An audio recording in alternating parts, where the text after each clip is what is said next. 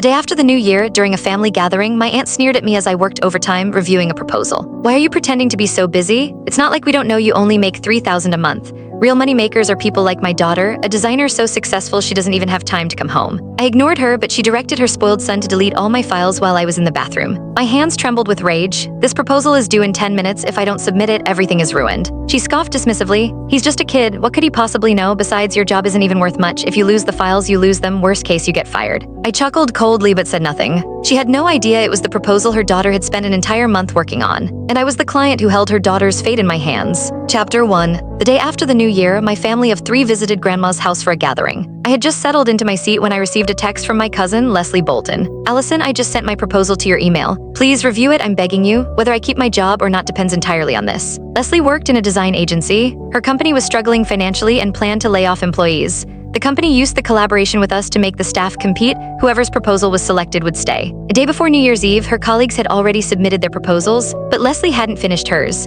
Determined to outshine everyone with a perfect design, she had worked nonstop for over a month, surviving on just 2 hours of sleep per night. However, one of my business partners had already found a proposal he liked and saw no need for further discussion. It was only after my repeated pleas that he reluctantly agreed to give Leslie a chance. Still, he made it clear that meeting deadlines was also a test of competence. To be fair to the other entries, the proposal had to be submitted by 8 p.m. sharp. There were no exceptions. I had reminded Leslie multiple times to send her proposal in as soon as possible, yet after waiting the entire day, she had only just sent it. It was already 7:45 p.m. In our work group chat, my 2 other partners were growing impatient. One of them even grumbled that if it weren't for me, they wouldn't have wasted their holidays working overtime. I quickly forwarded Leslie's proposal to the group. At the very least, I had done my part for her. Just as I thought everything was finally under control, a red exclamation mark popped up on my screen. There was no internet connection, the file had failed to send. I looked up and saw Aunt Mary's 10-year-old son, Ben, holding the unplugged internet cable, making faces at me. Suppressing my frustration, I said to him, "Stop messing around, Ben, plug it back in." Just then Aunt Mary's voice rang out sharp and indignant. "Why are you yelling at a child, Allison?" The entire family turned to stare at me. I was baffled and laughed helplessly. "I wasn't yelling, I just asked him to reconnect the cable," I explained. Aunt Mary dusted off the nutshells from her palm and eyed me with disdain. "Working overtime during holiday, just how busy are you? Even your uncle who runs a whole supermarket isn't this busy. Who are you trying to impress?" I checked the time, only 12 minutes left. I couldn't afford to argue, so I decided to send the file from my phone instead. But before I could, Aunt Mary snatched my phone away. "I'm talking to you and you're staring at your phone? I can't stand you young people. It's the new year and instead of talking to family, you pretend to be busy on your phone just to avoid us. So pretentious, do you really think you're some big shot? You're just another underpaid office drone making $3,000 a month." Chapter 2. Then Aunt Mary shut off my phone in front of everyone.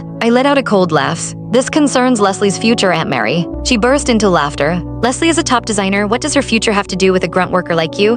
Click the link on the homepage to watch the full follow-up for free.